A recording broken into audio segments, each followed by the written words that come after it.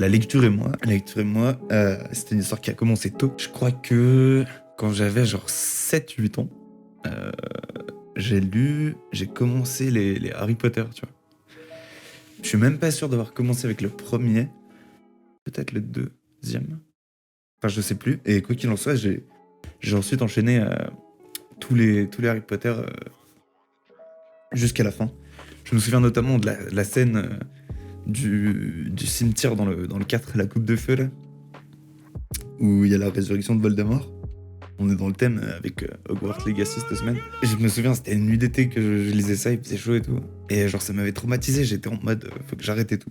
J'avais été obligé d'arrêter la lecture, quoi. Faut que j'arrête de dire et tout, comme ponctuation, c'est trop pénible. Je suis en train de désapprendre des tics de langage, comme le tic de dire tout le temps, frère, frère. Oh putain, je sais pas, frère, c'est chaud, frère, tu vois. En fait, c'est tellement d'une langue ultra utilisée que moi-même, je l'utilise souvent. Quoi qu'il en soit, voilà. Et ensuite, il y a eu le désamour, comme beaucoup de gens, je pense, de la lecture avec les lectures qu'on m'a proposées au collège. Je me souviens vaguement, on avait dû lire un ensemble de contes du Moyen-Âge. C'était le roman de renard. En fait, c'était plein d'histoires qui avaient été transmises pendant le Moyen-Âge par les ménestrels et tout, les troubadours. Et c'était une compilation, mais pas avec le même ton à chaque fois, et où le héros principal c'était Renard, donc on peut voir ça un peu comme une allégorie, quoi, d'un mec futé, on va dire.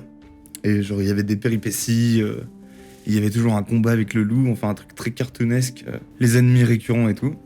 Et en gros, ils s'en sortaient toujours par malice, mais ça m'avait traumatisé parce que c'était tellement long, tellement difficile à lire, c'était à moitié français, à moitié latin. On avait dû faire une lecture analytique ultra longue et c'était terrible, quoi. Donc en vrai, j'ai décroché de la lecture et je m'y suis remis beaucoup plus tard au moment de... quand j'ai été un peu autonome, en fait. Quand j'ai un peu commencé à quitter la scolarité et tout, je me suis remis à lire. J'ai lu... j'ai commencé L'homme révolté de Camus et tout. Et là, en fait... ce qui se passe, c'est que je suis des gens sur Internet qui sont plutôt cultivés, qui ont pas mal lu, quoi. Et en fait, moi, je me sens complètement débile, complètement inculte, quoi. Donc, en fait, j'ai envie de rattraper mon retard en littérature. Donc, si vous avez des grandes œuvres à me proposer, allez-y. J'ai reçu dans la semaine là, Dostoïevski, Crime et Châtiment, la traduction à la française, quoi, de Pierre Pascal.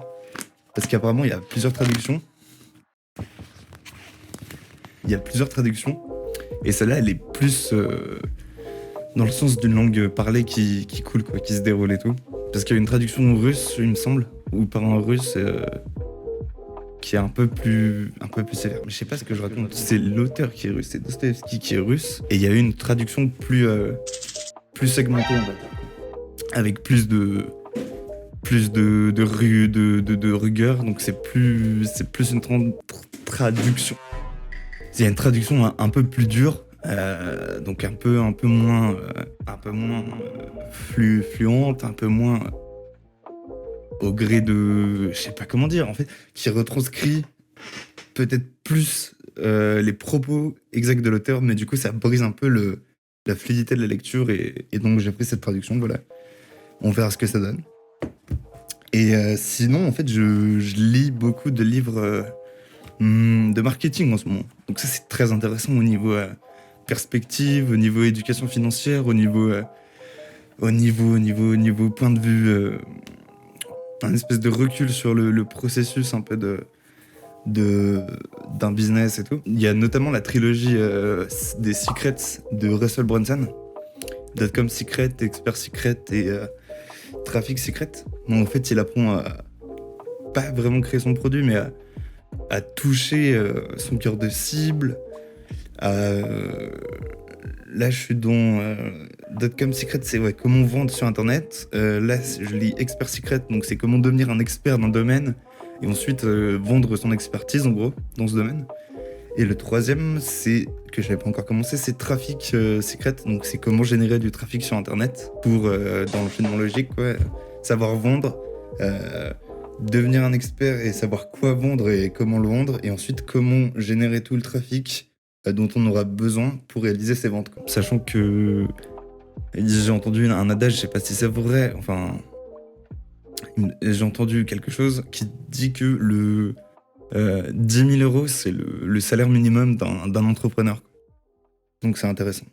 Ouais, parce que l'objectif, en vrai, c'est de faire de l'argent, là, dans les années qui viennent, pour un peu être bien financièrement, m'émanciper et avoir un peu plus de contrôle, de levier sur les mécanismes de la vie réelle, quoi, tout simplement, et des crises, et sur les crises un peu qui se dessinent à l'horizon. Donc voilà, donc je m'éduque beaucoup financièrement, marketingment parlant, mais c'est au niveau culturel. Ah ouais, un livre qui m'a marqué aussi, c'était Martin Eden de Jack London. Je l'avais lu, je crois, suite au morceau de Nekfeu. Mais vraiment, ça m'avait vraiment plu, ouais.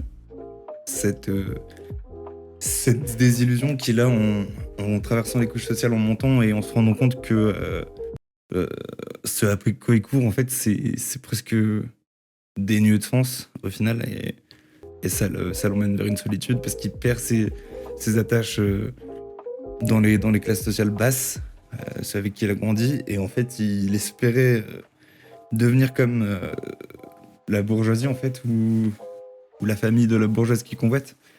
Et en fait, en s'élevant à leur niveau, ils se rendent compte que eux-mêmes, ils mériteraient pas d'être à ce niveau. Enfin, ils ont pas vraiment travaillé pour ça. Ils ont pas vraiment la richesse espérée, la richesse d'esprit, etc., quoi. Enfin bref. Donc là, on s'émancipe par la lecture, petit à petit. Classique de la littérature. On est dans la démarche de chasser de la bonne littérature. On va voir ce que donne Dostoïevski et on verra où ce chemin m'emmène. Voilà. Bon, c'est tout pour aujourd'hui. À plus les potes. Bisous. Ciao. J'ai des cristaux et du liquide. J'ai une Birkin et une Lil Kim. Plume géniale, j'plie sur ton respect.